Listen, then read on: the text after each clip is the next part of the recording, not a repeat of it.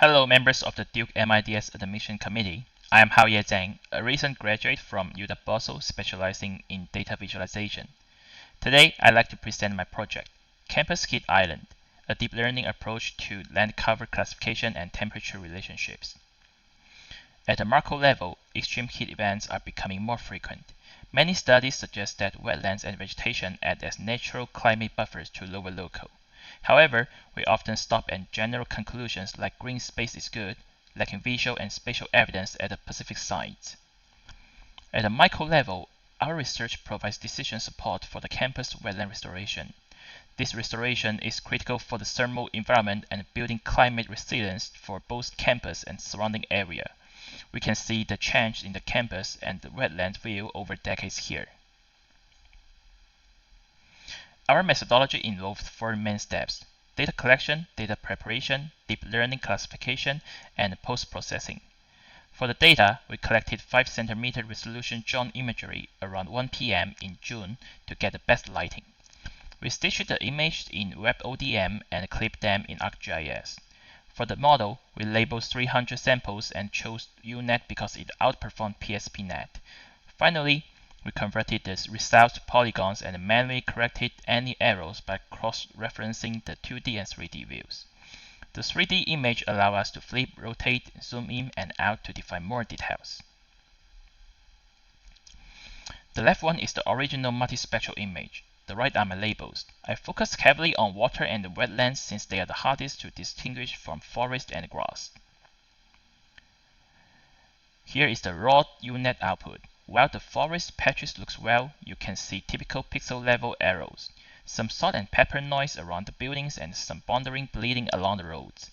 The transition zones are also a bit messy. The right image is the vectorized result after refined. Converting to polygons smooths out the noise and allowing me to manually split and merging units with high precision. It also allows us to get the aggregate result. I put the map together with the temperature one. Warm colors represent higher temperature and vice versa. A very intuitive pattern. High temperature zones follow impervious surface like road and building areas. Wetlands, water bodies, and large vegetation areas appear cooler, forming a cold island spatial pattern. The bar chart on the left, forest, water, and wetlands have the lowest average temperatures. Buildings and roads are obviously hotter, acting as heat sources. The sports field has the highest average temperature, making it the most prominent hotspot. This step is to quantify how much it cools and identifying exactly where the heat is concentrated. The box plot on the right shows finer details. Water have a tighter box, indicating stable temperature. Buildings, roads, and sports fields not only have higher mediums but also wider distribution.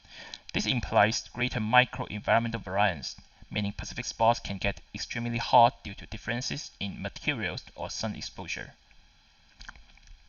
So the result shows that the wetland and forest are cool with surface temperature around 20 Celsius degree, which is essentially a cooling zone. But the temperature of impervious surface like building or roads exceeds 40 Celsius degree. This proves that the restoration plays a functional role in mitigating the heat island effect in a warming climate. Finally, I'd like to address the limitations of this study. We relied on a single flight data, so we capture the temperature at the exact moment. It doesn't reflect the patterns in longer period. This study is also limited to the microclimate of the campus. It's precise, but not applicable to other urban areas maybe.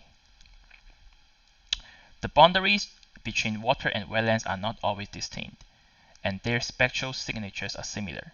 So there are some age misclassification in transition zones, which is expected. Our next steps include conducting a second data collection mission in winter 2026 for seasonal comparison, and perform a systematic hyperparameter optimization to monitor training versus validation loss, helping us diagnose and reduce overfitting to improve the model stability and generalization. Here's my computer suffering a heat shock in the middle of a 5-day training. I had to email my professor to explain the delay. Nothing proves the necessity of this research better than this. That concludes my project presentation. Thank you to the Duke MIDS Admissions Committee for your review, and special thanks to Professor Santiago Lopez for his guidance. Bye-bye.